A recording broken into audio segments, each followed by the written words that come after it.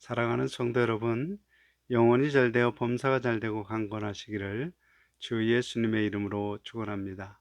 오늘은 요한일서 2장 1절로 6절에 나타내신 하나님의 뜻을 전하고자 합니다.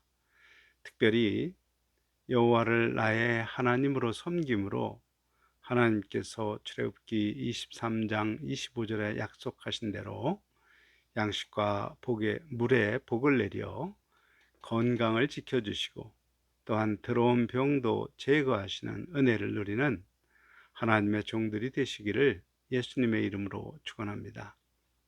하나님은 교회 안에 교사의 영향력이 있는 목사, 장로 등 중한 직분을 맡은 성도라도 거짓 선생이 있음을 경고합니다. 이런 경고의 말씀을 기록하신 이유는 그들을 비방하라는 뜻이 아닙니다. 오직 거짓 선생을 분별하여 그를 따르지 않고 피함으로 바른 신앙의 길을 따라 마지막 때에 나타날 구원, 곧 심판 때 칭찬과 영광과 존귀로 나타날 구원을 얻도록 항상 하나님 말씀 중심으로 생각하고 판단하고 선택하는 성도가 되어야 한다는 교훈을 하시려는 것입니다. 한국교회는 한때 1천만 성도라 했지만 지금은 약 절반 한 500만 정도의 성도가 있다고 합니다. 그 중에서 돈을 좋아하고 호색하는 거짓 교사에 넘어가서 세상 복을 바라보며 그들을 추종하는 교인도 적지 않습니다. 또한 거짓 교사를 보고 엉뚱하게도 진리를 비방하며 스스로 자기를 하나님처럼 여기며 예배를 드리지 않는 교인도 상당히 많습니다. 기독교인의 숫자를 말할 때 한국교회는 등록된 교인의 수를 말하지만 하나님은 교인 중에 마음의 중심이 하나님 앞에 있는 성도를 찾으십니다. 과연 하나님께서 기뻐하시는 성도가 얼마나 될까요? 사실 중요한 것은 나 자신이 하나님께서 기뻐하시는 성도 중 하나로 인정받는 것입니다. 나는 과연 하나님이 기뻐하시는 참 성도인지 아니면 겉만 교회에 다니는 교인인지 사실 내 생각의 거울에 나를 비춰보면 스스로 속이는 것입니다. 반드시 하나님 말씀 거울로 나를 보아야 합니다. 만일 나를 볼 하나님 말씀 거울이 내 마음에 없다면 내가 하나님이 계수하시는 성도 안에 들지 못할 확률이 매우 높은 것입니다. 오늘 읽은 본문의 말씀을 통하여 정직한 영이 새롭게 되며 주변 사람들에게 바르게 신앙의 길을 걷는 본을 보여 그들을 제자 삼아 가르치는 교사로서 다시 한국 교회의 부흥 역사를 써가는 성도가 되시기를 주 예수님의 이름으로 소망하고 축원합니다. 오늘 말씀을 보겠습니다. 요한일서 2장 1절 나의 자녀들아 내가 이것을 너희에게 쓰면 너희로 죄를 범하지 않게 하려 함이라. 만일 누가 죄를 범하여도 아버지 앞에서 우리에게 대언자가 있으니 곧 의로우신 예수 그리스도시라. 사도 요한은 성도를 부를 때 여러 가지 다른 용어를 써가며 부르고 있습니다. 특별히 요한일서 2장 1절의 첫 부름은 나의 자녀들아입니다. 자녀라 부르는 것은 사도 요한의 마음이 그대로 드러납니다. 곧 자신이 전한 복음을 듣고 예수를 구주로 영접함으로 거듭났어도 아직 영적 분별력이 없는 성도를 마치 자기 배로 10달을 품어서 나온 어린 자녀로 여기는 애정이 듬뿍 담긴 부름입니다. 그리고 이 말씀은 죄를 범하지 않게 하려는 목적이라 분명히 말씀하지만 먼저 대언자가 있다는 중요한 사실을 알려주고 있습니다. 곧 우리의 죄와 허물을 하나님께 참소하는 사탄의 참소에 대하여 의로우신 예수 그리스도께서 우리의 입장으로 대신 방어해 주신다는 사실을 말합니다. 그러므로 우리가 죄를 범하였어도 낭망하지 말고 예수 그리스도를 의지하여 다시 일어설 수 있는 격려의 말씀이기도 합니다. 요한일서 2장 2절을 그는 우리 죄를 위한 화목제물이니 우리만 위할 뿐 아니라 온 세상의 죄를 위하심이라. 이 말씀에서 예수님은 우리 죄를 대속하기 위한 화목제물이라 말합니다. 이 말씀을 이해하기 위하여 화목제가 무엇인지 먼저 알아야겠지요. 화목제는 레위기에 기록되어 있습니다. 중요한 부분만 설명하겠습니다. 레위기 3장 3절 그는 또 화목제의 제물 중에서 여호와께 화제를 드릴지니 곧 제사의 종류별로 제사하는 방법이 약간 다른데 화제란 제사를 하는 방법의 하나로서 불로 짐승을 태우는 제사 방법입니다. 특히 희생된 죽은 짐승의 전체를 불로 태우는 제사는 번제라 부르고 화목제는 제물의 어떤 특정 부분만을 제단에 올려 불로 태웁니다. 어떤 부분을 태우는가 보니까 곧 내장에 덮인 기름과 내장에 붙은 모든 기름과 두 콩팥과 그 위에 기름, 곧 허리 쪽에 있는 것과 간에 덮인 거풀을 콩팥과 함께 떼어낼 것이요. 즉 내장의 장기 중 콩팥과 내장 여기저기에 붙어 있는 내장 지방입니다.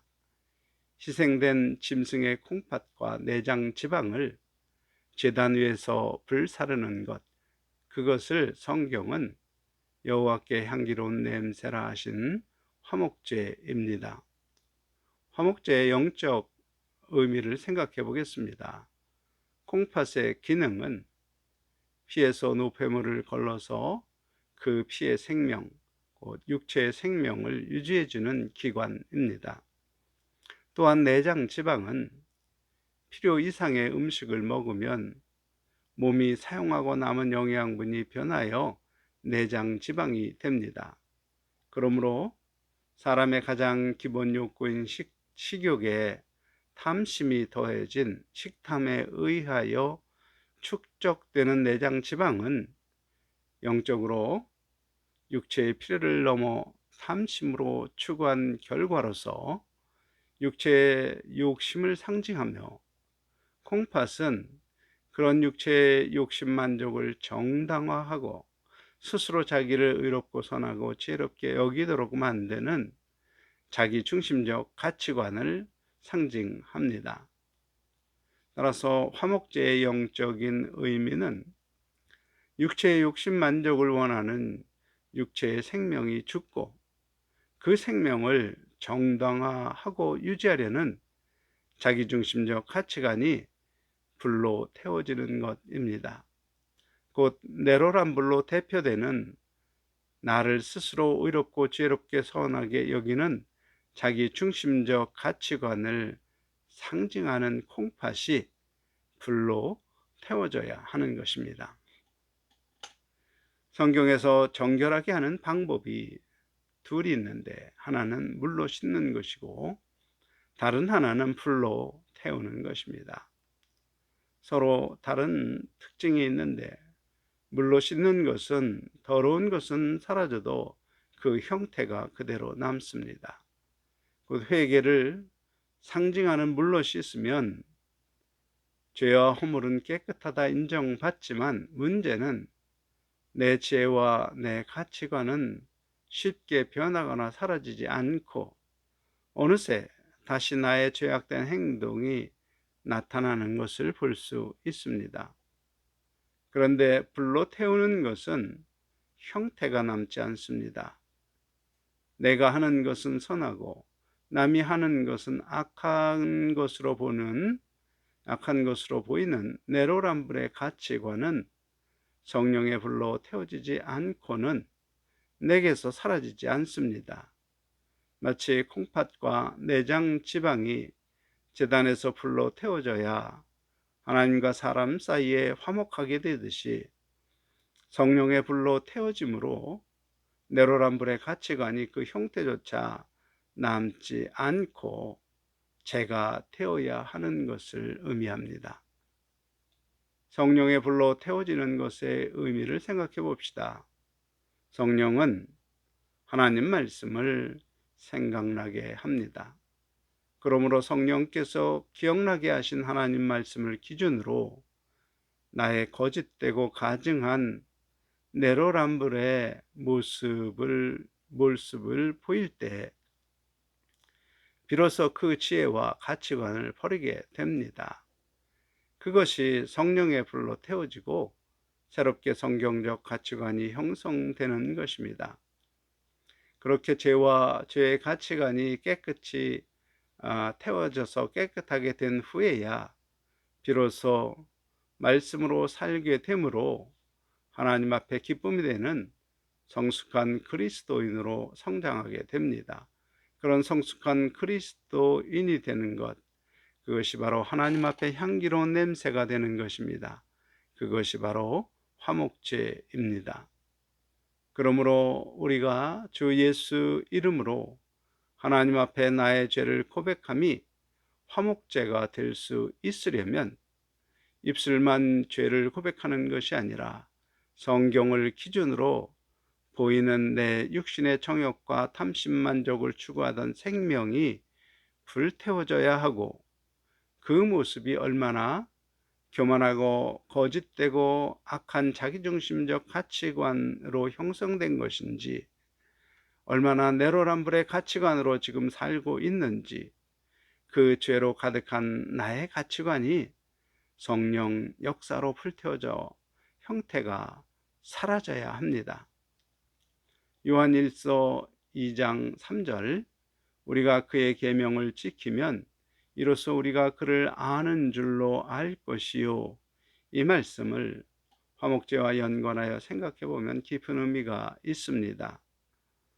계명을 지킨다는 것은 주 예수님이 나의 화목자가 되신 것을 아는 사람이라는 것을 입증한다는 뜻입니다.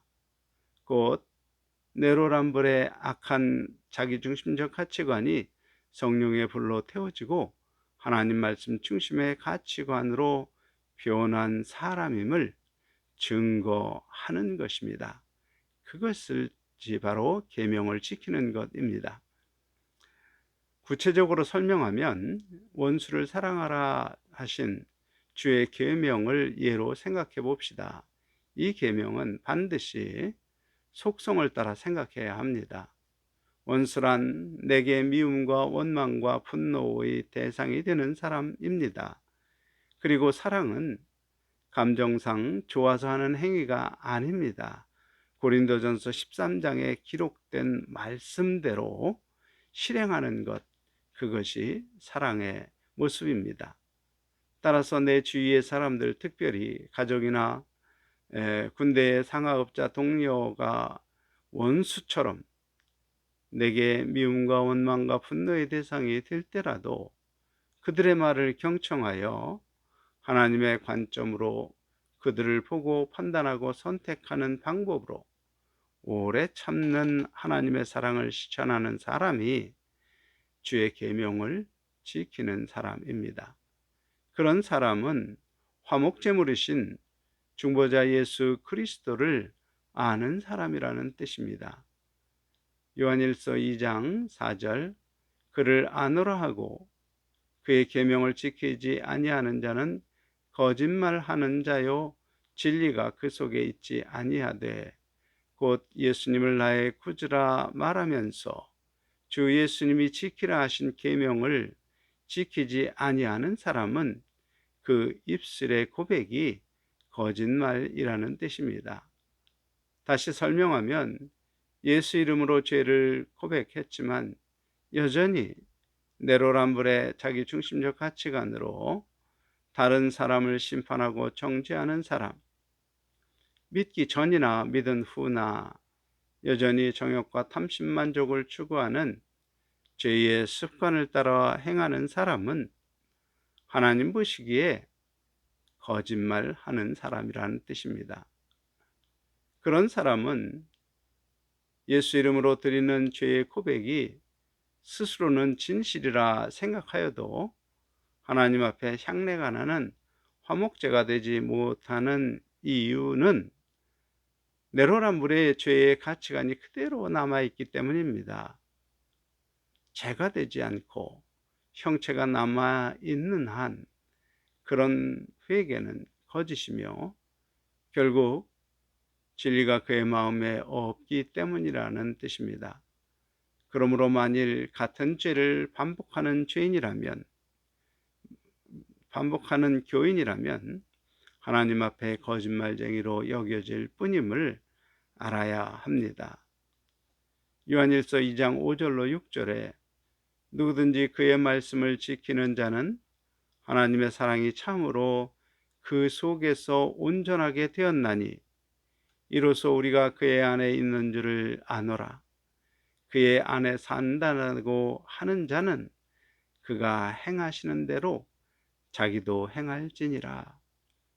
이 말씀은 결론적 말씀입니다. 말씀 중 하나님의 사랑이 온전하게 되었다는 설명이 있는데 화목제와 연관하여 생각하면 화목제가 하나님 앞에 향기로운 냄새가 될 때 온전한 화목제가 되는 것이며 동시에 주 안에 있는 온전한 성도가 됨을 의미합니다. 사랑하는 성도 여러분, 말씀이 어렵지만 쉽게 결론적으로 말씀을 드리면 예수 이름으로 나의 죄를 고백하고 또 내로남불의 죄의 가치관이 성령의 불로 태워져 새롭게 성경 기준의 가치관으로 변화되어 죄의 습관에서 벗어난 사람만이 온전한 성도로 인정받는 사람이라는 뜻이며 동시에 예수 그리스도의 은혜를 누리며 하나님의 사랑 안에 거할 수 있다는 것을 말하는 것입니다. 한편 앞에서 제가 원수를 사랑하라는 이 주의 계명을 예로 설명하였는데 예수님은 인본적 생각으로 성경을 오해하지 않도록 마태복음 10장 36절에 사람의 원수가 자기 집안 식구리라 이 말씀도 주셨습니다. 또한 사랑에 대하여는 오류를 범하지 않도록 고린도전서 13장 4절로 7절에 아주 구체적으로 기록해 놓으셨습니다. 곧 사랑은 오래 참고 온유하며 시기하지 아니하며 자랑하지 아니하며 교만하지 아니하며 무례히 행하지 아니하며 자기의 유익을 구하지 아니하며 성내지 아니하며 악한 것을 생각하지 아니하며 불의를 기뻐하지 아니하며 진리와 함께 기뻐하는 것, 이것이 바로 사랑에 대한 구체적인 실천 방법입니다. 그러므로 육신의 가장 가까운 부모나 부모 형제 자녀요, 형제 자매라도 원수에게서 느끼는 감정과 같은 미움과 분노와 원망의 감정이 들 때 그 감정대로 미움의 말을 쏟아내지 않고 분노의 말을 쏟아내지 않고 원망의 말을 쏟아내지 않고 오래 참으며 무례히 행하지 않고 나의 유익보다는 상대방의 유익을 위해 말하고 행동하는 것, 그것이 바로 원수를 사랑하는 주의 계명을 지키는 것입니다. 특별히 군용사들은 미움과 분노와 원망의 감정이 드는 동료 상업자를 대할 때 감정대로 하지 않고 하나님께서 말씀으로 세우신 섭리를 따라 상관에게 충성하고 동료를 우애하고 하급자를 배려하는 것이 바로 원수를 사랑하라는 그 계명을 지키는 성령의 불로 깨끗하게 된 사람이라는 뜻이 되느니라. 이제 주의 계명 마태복음 5장 44절 너희 원수를 사랑하며 너희를 핍박하는 자를 위하여 기도하라. 이 말씀을 지킴으로 그동안 내로남불의 자기중심적 가치관으로 생각하며 판단하고 선택하는 가운데 감정상 미우면 미운 대로, 화나면 화나는 대로, 원망이 들면 원망하는 말을 하고 행동했던 과거의 모습을 이제 성령의 불로 태워서 하나님 말씀 중심으로 생각하고 판단하고 선택하는 변화된 모습으로 내 자녀들과 가족들에게 본을 보이는 신앙생활, 내 주위 상하 동료에게 본을 보이는 신앙생활을 통하여서 성도 여러분의 가정에서 시작된 부흥의 불길이 우리 사회에 계속하여 일어나므로 대한민국이 다시 한 번 더 하나님의 부흥의 역사가 일어나며 하나님께서 기뻐하시는 나라가 될 수 있기를 예수님의 이름으로 축원합니다. 아멘.